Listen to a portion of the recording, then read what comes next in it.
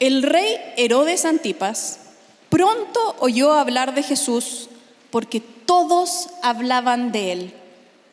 Cuando Herodes oyó hablar de Jesús, dijo: Juan, el hombre que yo decapité, ha regresado de los muertos. Pues Herodes había enviado soldados para arrestar y encarcelar a Juan para hacerle un favor a Herodías. Él se casó con ella a pesar de que era esposa de su hermano Felipe. Juan le había dicho a Herodes: es contra la ley de Dios que te cases con la esposa de tu hermano. Por eso Herodías le guardaba rencor a Juan y quería matarlo. Pero sin el visto bueno de Herodes, ella no podía hacer nada, porque Herodes respetaba a Juan y lo protegía, porque sabía que era un hombre bueno y santo. Herodes se inquietaba mucho siempre que hablaba con Juan, pues aún así le gustaba escucharlo. Finalmente, Herodías tuvo su oportunidad en el cumpleaños de Herodes. Él dio una fiesta para los altos funcionarios del gobierno, los oficiales del ejército y los ciudadanos prominentes de Galilea. Luego, la hija del rey, también llamada Herodías, entró y bailó una danza que agradó mucho a Herodes y a sus invitados. Pídeme lo que quieras, le dijo el rey a la muchacha, y te lo daré.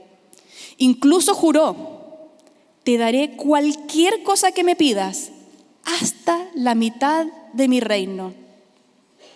Ella salió y le preguntó a su madre: ¿qué debo pedir?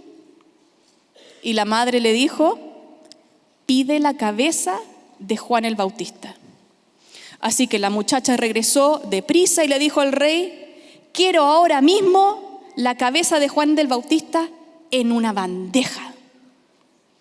Entonces el rey se arrepintió profundamente de lo que había dicho, pero debido a los juramentos que había hecho delante de sus invitados, no le podía negar lo que pedía. Así que envió de inmediato un verdugo a la prisión para que le cortara la cabeza a Juan y luego se la trajera. El soldado decapitó a Juan en la prisión, trajo su cabeza en una bandeja y se la dio a la muchacha, quien se la llevó a su madre. Cuando los discípulos de Juan oyeron lo que había sucedido, fueron a buscar su cuerpo y lo pusieron en una tumba. Los apóstoles regresaron de su viaje y le contaron a Jesús todo lo que habían hecho y enseñado. Entonces Jesús les dijo: vayamos solos a un lugar tranquilo para descansar un rato. Lo dijo porque había tanta gente que iba y venía que Jesús y sus apóstoles no tenían tiempo ni para comer. Así que salieron en una barca a un lugar tranquilo, donde pudieran estar a solas. Pero muchos los reconocieron y los vieron salir. Y la gente de muchos pueblos corrió a lo largo de la orilla y llegó antes que ellos. Cuando Jesús salió de la barca, vio a la gran multitud y tuvo compasión de ellos, porque eran como ovejas sin pastor. Entonces comenzó a enseñarles muchas cosas. Al atardecer, los discípulos se acercaron y le dijeron: este es un lugar alejado y ya se está haciendo tarde. Despide a las multitudes para que puedan ir a las granjas y aldeas cercanas a comprar algo de comer. Jesús les dijo: denles ustedes de comer. ¿Con qué?, preguntaron. Tendríamos que trabajar durante meses para ganar suficiente a fin de comprar comida para toda esta gente. ¿Cuánto pan tienen?, preguntó. Vayan y averigüen. Ellos regresaron e informaron: tenemos 5 panes y 2 pescados. Entonces Jesús le dijo a sus discípulos que sentaran a la gente en grupos sobre la hierba verde. Así que se sentaron en grupos de 50 y de 100. Jesús tomó los 5 panes y los 2 pescados, miró hacia el cielo y los bendijo. Luego, a medida que partía los panes en trozos, se los daba a sus discípulos para que los repartieran entre la gente. También dividió los pescados para que cada persona tuviera su porción. Todos comieron cuanto quisieron. Y después los discípulos juntaron 12 canastas con lo que sobró de pan y pescado. Un total de 5,000 hombres y sus familias se alimentaron.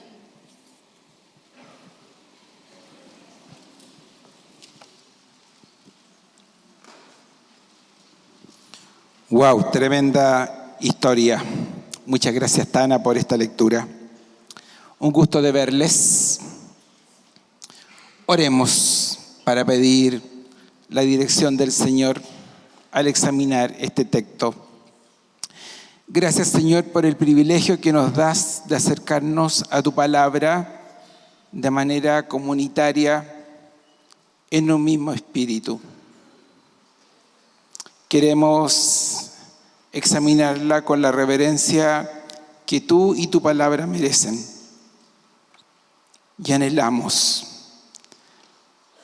terminar esta reflexión como esta multitud, satisfecha con tu palabra. En nombre de Cristo Jesús. Amén. Qué bueno que Tana hizo esta acotación de que a lo menos en algún momentito de septiembre recordemos esta celebración global que realiza el mundo cristiano al recordar la publicación de la primera Biblia en español, la famosa Biblia del oso, que tiene en su portada un oso tratando de alcanzar un panal de abejas. Es una obra literaria fantástica. Y desde ahí nosotros hoy día nos parece tan común tener acceso a la Escritura, pero ese fue todo un hito, porque la iglesia estaba saliendo al común y corriente.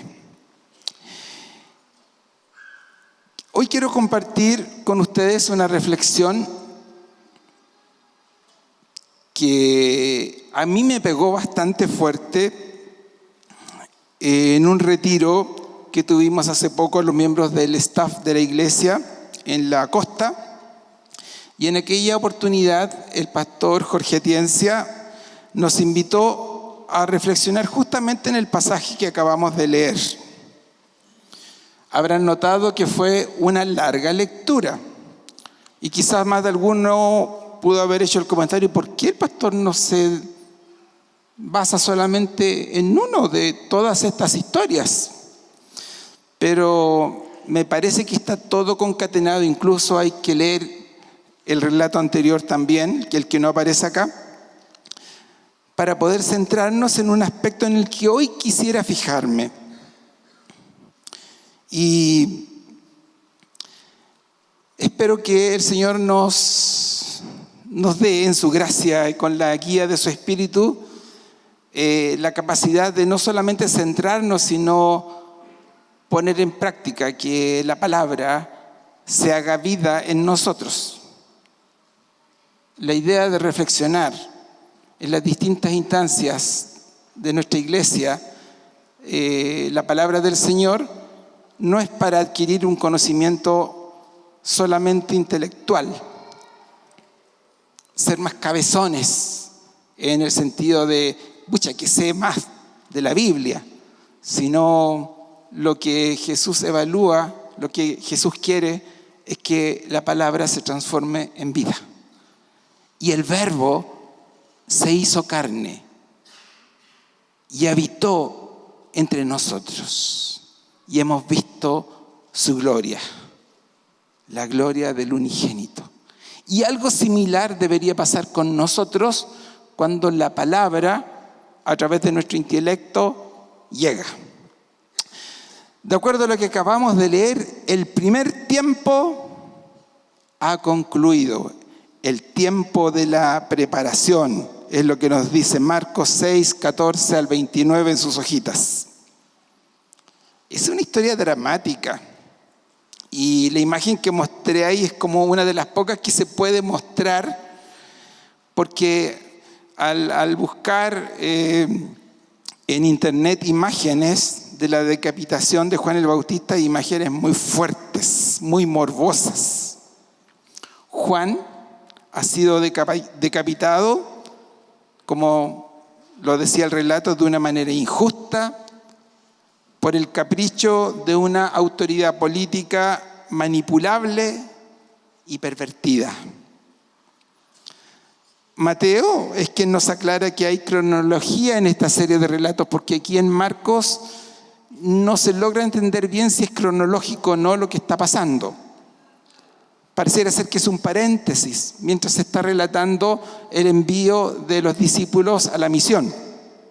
Pero Mateo nos hace ver que sí, es este momento en donde a Jesús se le comunica que su primo ha muerto en estas condiciones. De acuerdo a la siguiente diapositiva, un comentario que hizo Jesús es que Juan fue el más grande de todos los profetas, Juan el Bautista. Es el profeta más grande que ha tenido el pueblo de Dios. Sin embargo, miren cómo termina. Termina asesinado injustamente. Y la pregunta, ¿no?, que aparece ahí: ¿cómo es que una persona que honró a Dios y a su noble llamamiento de preparar el camino para el Mesías muere así? ¿Cuántos de los que sirven al Señor a veces esperamos gloria, reconocimiento, entre comillas, una muerte digna? Sin embargo, Juan el Bautista, el más grande de todos los profetas, así murió, de la manera más indigna. Coincidentemente, mientras Jesús recibe esta noticia, la primera experiencia misionera de los discípulos ha concluido. Y en la escena, o sea, en este mismo momento, regresan los discípulos contando todo lo que habían hecho. No se especifica qué es lo que hicieron, pero sí en el verso 30, en sus hojitas, miren, Marcos dice que en su misión estos discípulos hicieron muchas cosas, pero también enseñaron. Hicieron muchas cosas y enseñaron. Ahora, todo esto está ocurriendo, ¿no? Cosas malas y cosas muy buenas. ¿Podemos imaginar el estado anímico de Jesús? ¿Les ha pasado a ustedes que de repente en un mismo momento reciben una muy mala noticia, pero también una muy buena noticia? ¿Cómo balancear el alma, el ánimo en esas circunstancias? De acuerdo a lo que nos dice Mateo, Jesús no está muy bien y necesita un tiempo para procesar, y también Él desea prever el descanso de sus discípulos. Jesús está dolido. Es su primo también, el que fue injustamente asesinado. También Jesús sabe que ahora este es su tiempo, el tiempo de su ejercicio ministerial. La etapa de preparación, la etapa del anuncio ha concluido. Y sabe también Jesús cómo va a terminar su tiempo. Así es que pongámonos en el lugar de Jesús. ¿Cómo estará? Y es necesario darse un tiempito de retiro con sus discípulos. ¿Cuál es la idea? Salgamos en un barquito, vámonos a un lugar tranquilo donde podamos descansar, donde podamos procesar vuestra experiencia y yo también compartirles quizás cómo está mi alma en este momento. Ya van a desembarcar y ocurre una interrupción. En los versos 33 al 34 aparece una multitud y Jesús nos asombra en la forma como Él la ve. Al ver a la multitud desiste de darse este tiempo de retiro. Aunque la pena, el desconcierto y el cansancio de sus discípulos merecen el descanso y el procesamiento de las vivencias, está esta gran multitud esperándolo que provoca en Jesús compasión. ¿Qué habrá visto Jesús en esa multitud? Pobreza, malnutrición, muchos enfermos. Jesús, al mirar la multitud, siente compasión. Para la multitud, por otro lado, Jesús es la única esperanza en este tiempo. Ese momento y ese lugar son los 5 minutos que tienen los integrantes de esta multitud.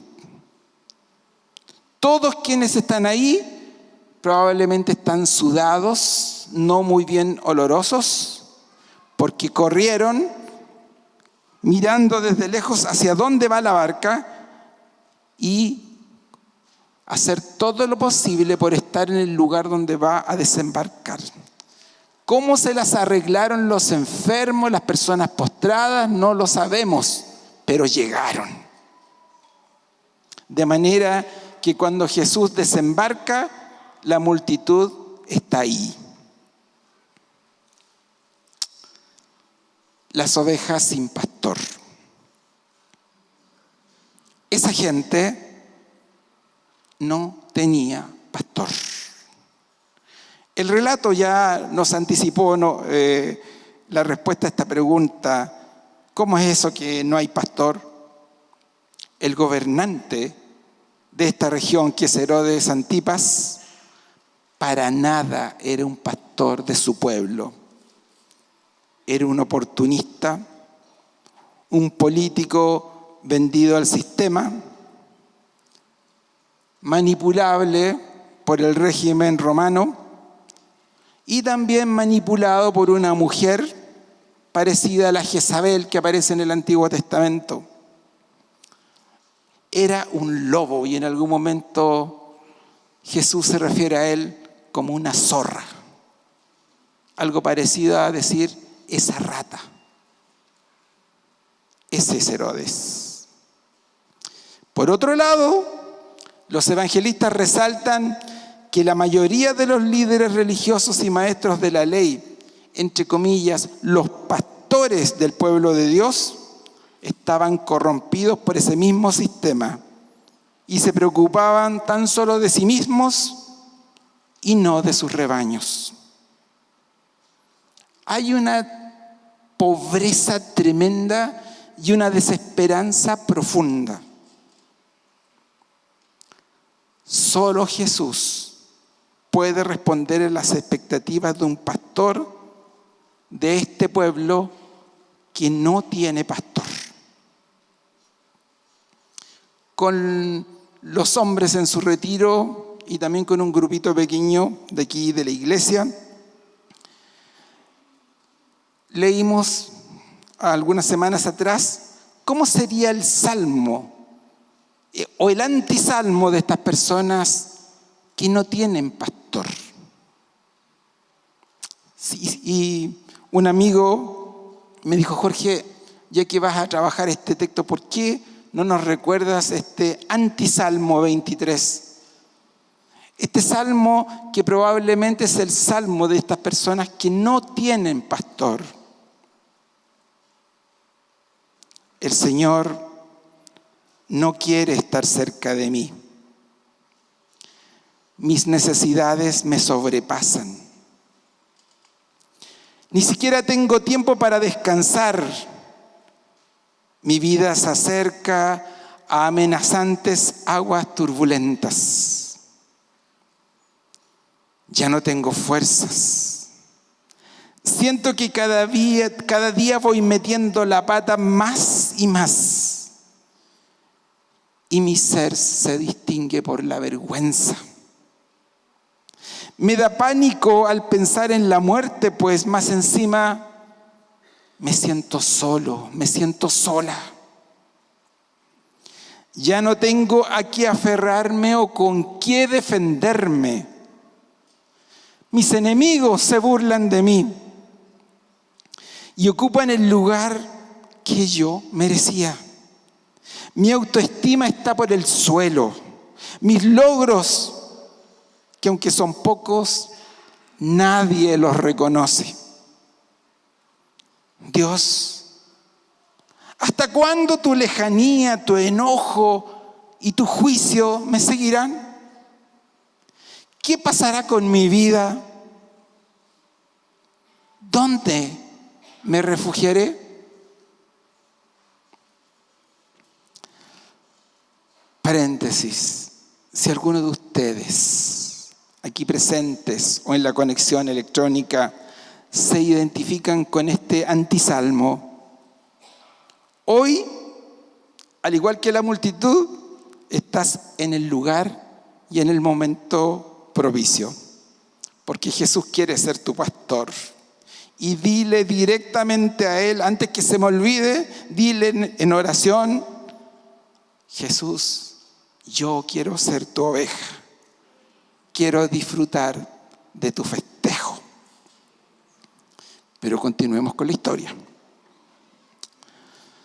Me llamó la atención en aquel retiro que les mencionaba, donde leímos este pasaje, que en todo este relato Marcos distingue una prioridad en Jesús: enseñar.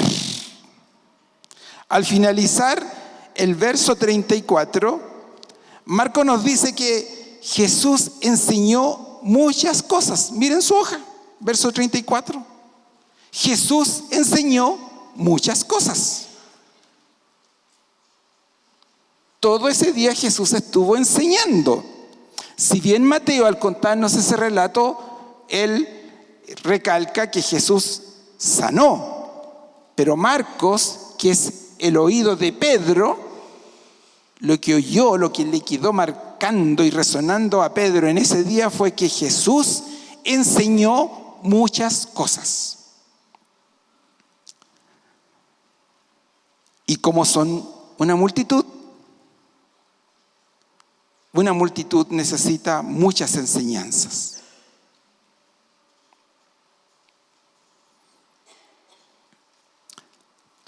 Me hice otra pregunta: ¿cómo será escuchar a este maestro que tiene compasión? ¿Cómo habrán disfrutado el mensaje del reino de Dios los hombres, las mujeres y los niños? Me encantaría, como pastor, como siervo del Señor, poder tener esa integración, ¿no?, entre el conocimiento que Jesús tenía, esa fe, esa fuerza, pero junto con esa compasión, de manera de ver en los rostros de quienes están acá ese mismo deseo que tienen los niños cuando están frente a una profesora, como la que aparece en la foto, que logra cautivar a la audiencia y todos participan. Si Jesús enseñó compasión, yo creo que nadie se durmió. Todos estaban atentos, los niños, las mujeres, los hombres, los enfermos, atentos a la enseñanza de Jesús. No me cabe duda que también hubo milagros de sanidad, como lo dice Mateo. Pero una comunidad sin pastor, antes de cualquier cosa, lo primero que necesita es enseñanza. Una enseñanza con compasión transforma vidas. ¿Qué necesidad vemos hoy día en establecimientos educacionales donde la enseñanza se ha transformado en un negocio, en una máquina formadora de profesionales, sin compasión, y donde ir a clases, qué lata más grande? Sencillamente hay que ir porque la asistencia es obligatoria o porque si no mis papás los van a tomar preso, ¿ya?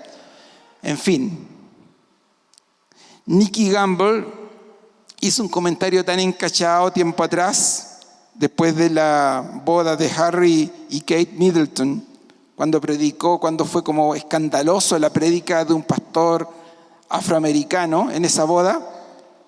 Y Nicky dijo: qué gran diferencia marca una prédica cuando se hace con amor. Qué gran diferencia marca un consejo, una enseñanza, cuando la recibimos con amor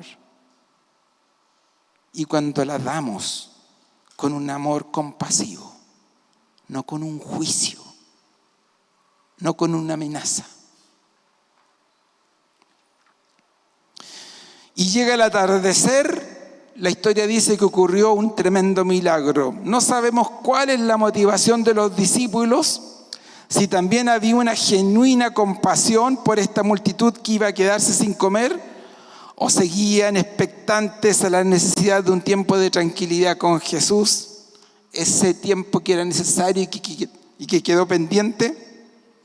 Y ocurre el milagro extraordinario, ese milagro que a veces opaca el énfasis de la narración de Marcos al que ya hice referencia, a la enseñanza. Porque Jesús priorizó la enseñanza. Probablemente este milagro no fue notado por la multitud. La multitud probablemente comió, a lo mejor muchos no se dieron ni cuenta, pensaron de que hoy que está bien organizado este evento, como ocurre en esta iglesia. Mucha gente a veces nos felicita, hoy que son bien organizados ustedes para hacer las cosas, y no se imaginan que casi todo lo que aquí ocurre es lo mismo que pasa acá. Puro milagro. ¿O no?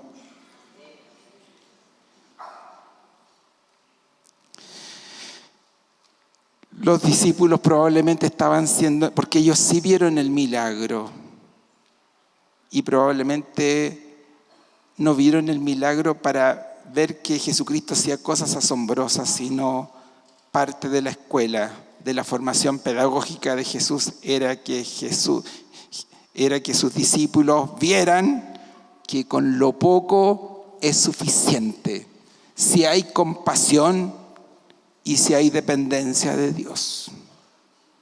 No hay nada que pueda detener el avance, la expresión, el anhelo al que nos lleva a la compasión, si está Dios detrás de todo esto. Nada. Lo poco que tenemos, lo ridículamente poco que tenemos, es más que suficiente. De manera que ahí, hasta este momento, podemos decir: si el Señor es mi pastor, tengo todo lo que necesito. En versión Reina Valera: Jehová es mi pastor. Fantástico.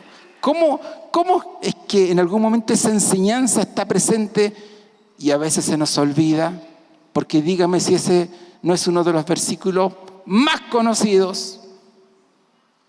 Sin embargo, hay días en que parece que no lo hemos aprendido. Lo sabemos, pero no se transforma en vida, no se transforma en carne, sobre todo cuando hay poco.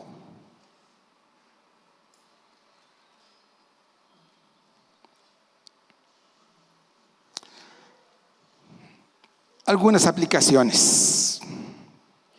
La compasión. El motor para la toma de decisiones de Jesús, aún en momentos difíciles como en los que Él está viviendo, la muerte de un ser querido, lo que viene por delante, un tremendo desafío, el peso de un desafío, el motor de Jesús sigue siendo la compasión. Jesús, pese a estar pasándolo mal, necesitando solitud reparadora, no deja de ver una necesidad. Una multitud que es como un rebaño sin su pastor, porque es un rebaño que no tiene rumbo, es un rebaño vulnerable y con el peor de los pronósticos. Pregunta para ustedes: ¿cuál es el motor de vuestras motivaciones al acercarse y al servir a otros? ¿Cuál es el motor en los roles que les corresponde vivir en su familia, como papá, como mamá, como marido, como esposa, como hijos, hijas, en sus trabajos respectivos, en el servicio aquí en la iglesia? ¿Cuál es el motor? ¿El sistema? ¿La rueda que gira y sencillamente soy parte de ese sistema? ¿Hay compasión?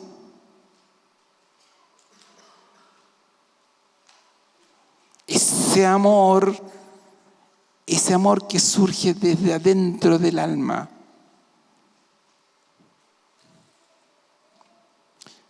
Y otra pregunta que tengo para ustedes: ¿en qué contextos ves a las personas de tu alrededor como ovejas que no tienen pastor? O a lo mejor hemos perdido la capacidad de ver. Hay una canción que dice: ayúdame a mirar con tus ojos.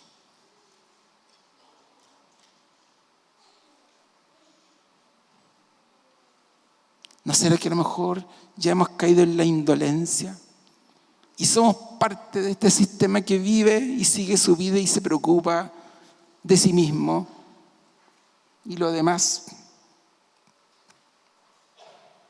qué fue?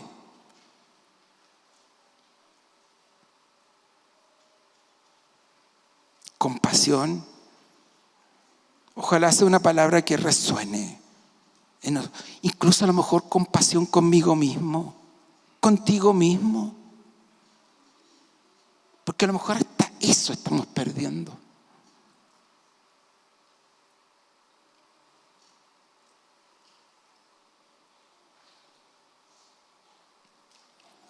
El foco de mi reflexión: la enseñanza de la buena nueva del reino.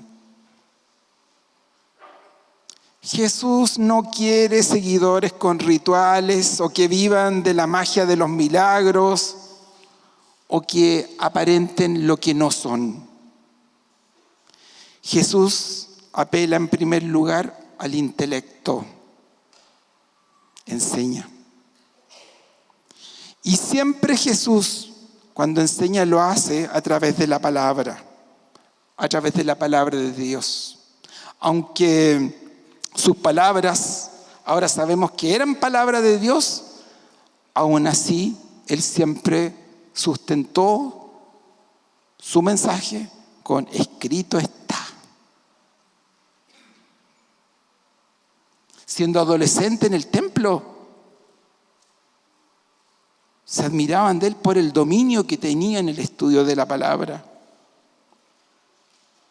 Al leer el profeta Isaías,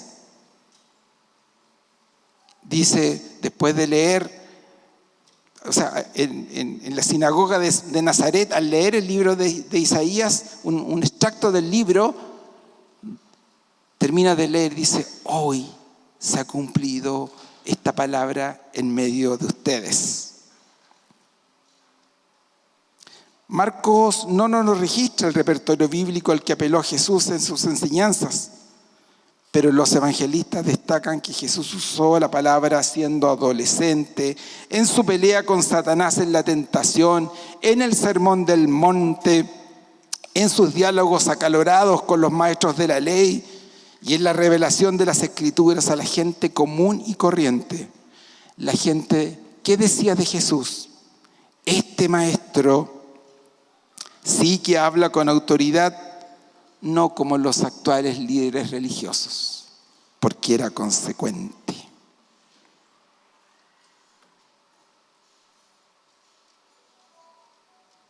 ¿Cuántas veces como papás nos quejamos porque, nuestros hijos como que no captan, decimos la palabra, el evangelio, pero ¿somos maestros consecuentes de la palabra? ¿O solo les enseñamos a memorizar versículos? ¿O les contamos lindas historias bíblicas, pero en el día a día esas historias bíblicas no se materializan en nuestro diario vivir? Y después nos quejamos porque nuestros hijos no creen. En alguna ocasión me pareció escuchar a una persona cristiana decir que ellos como padres procuraron siempre que sus hijos tengan un pensamiento libre. Quedé dándole vueltas a esa, me dejó como casi pensé en elogiar, después pensé, qué contradicción para una persona cristiana decir semejante barbaridad. ¿Qué orden da la Escritura a los padres respecto de cómo transmitir la ley de Dios a sus hijos y a sus hijas? Y resulta que después como pastor me toca pastorear a esos papás que querían a sus hijos con pensamiento libre. Y tremendo desafío que tenemos los pastores. Porque hay lágrimas de sangre. ¿Cómo estás criando a tus hijos? ¿Cómo enseñas? Pero no te olvides, enseñanza con compasión. ¿Cuál es tu acercamiento a la Biblia? ¿La estamos leyendo?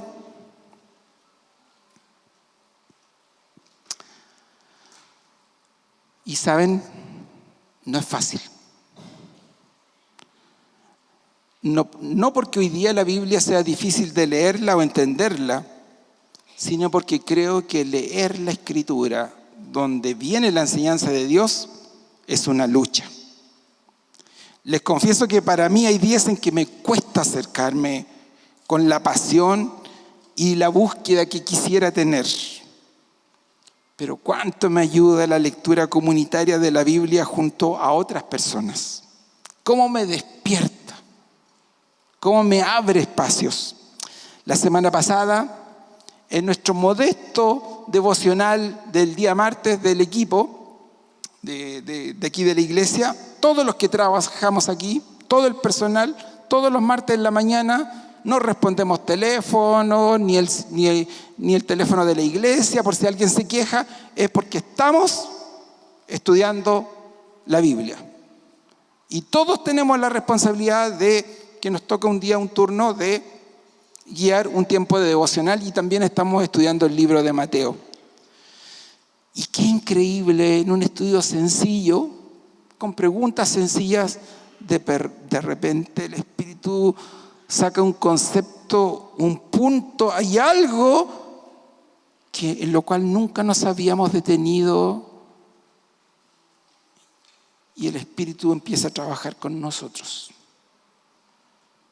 Yo reconozco que yo aprendo más comunitariamente que solitariamente. De manera que ojalá en nuestra congregación sigan extendiéndose espacios para compartir comunitariamente el estudio de la Escritura, y cualquier grupo que aquí se reúna, independiente de sus afinidades, que ojalá cada vez sean más multigeneracionales, No olvidemos que la centralidad, la prioridad en todo lo que hacemos, en todo, es el estudio de la Escritura, la enseñanza, la palabra de Dios. El aprender para yo poder enseñar a otros.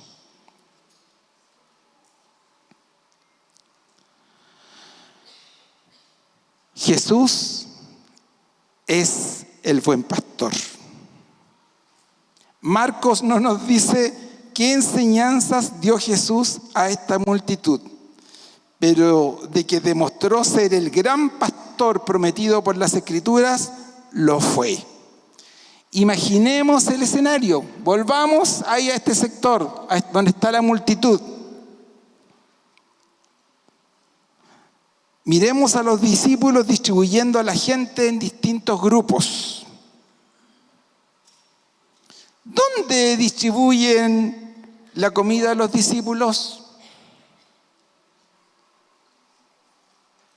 Lo dice el verso 39. ¿En qué parte? ¿Dónde? Sí, en grupos, pero ¿dónde? En la hierba verde, ¿no se acuerdan de en verdes pastos?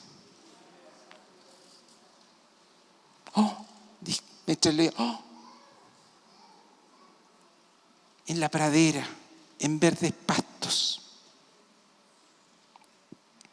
Con tan solo 5 panes y 2 peces, Jesús mandó a repartir esta merienda ridícula si pensamos en los requerimientos de una multitud como esta.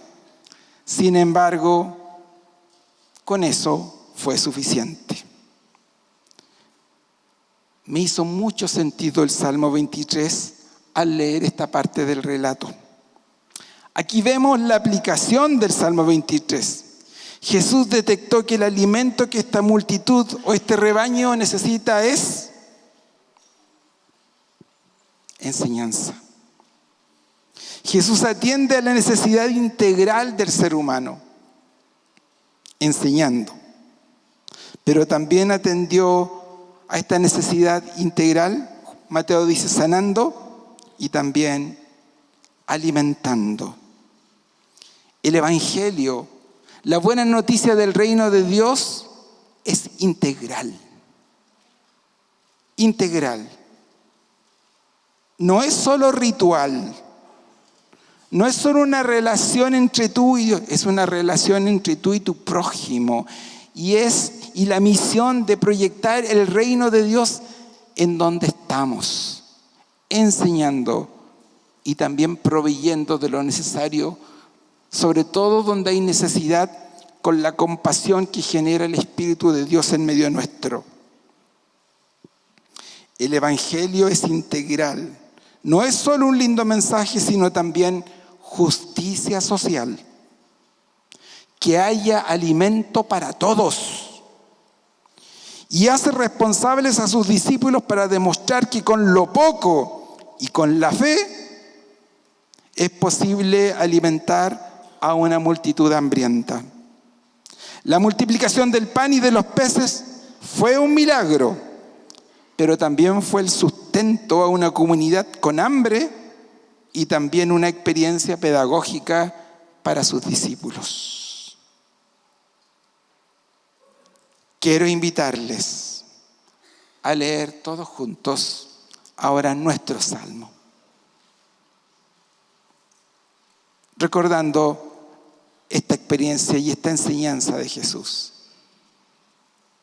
Proyectémonos a la zona de Galilea y leamos juntos el Salmo 23 en la versión que aparece en pantalla. Leámoslo todos juntos. El Señor es mi pastor.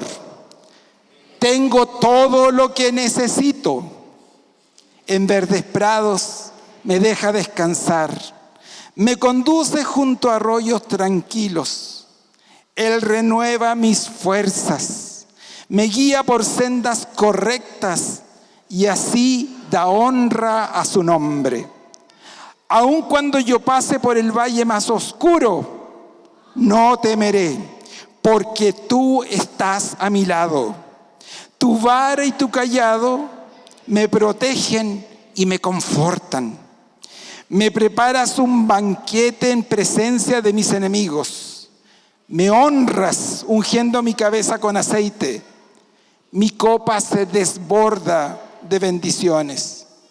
Ciertamente tu bondad y tu amor inagotable me seguirán todos los días de mi vida, y en la casa del Señor viviré por siempre. Amén. Amén.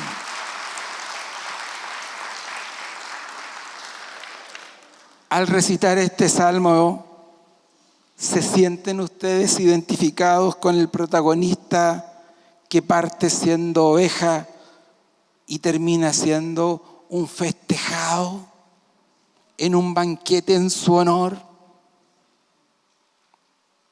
Hermanas y hermanos de Encuentro con Cristo, pidamos a Dios que su Espíritu encienda en nosotros compasión. Que como ovejas sedientas anhelemos estar cerca del pastor al leer, meditar y obedecer su palabra, y que nuestra vida nos permita, independiente de las circunstancias difíciles que nos toque vivir, disfrutar la aventura y la cercanía del buen pastor a nuestro lado. Vivamos la experiencia de ser enseñados y enseñar como Jesús a otros. Que Dios nos bendiga.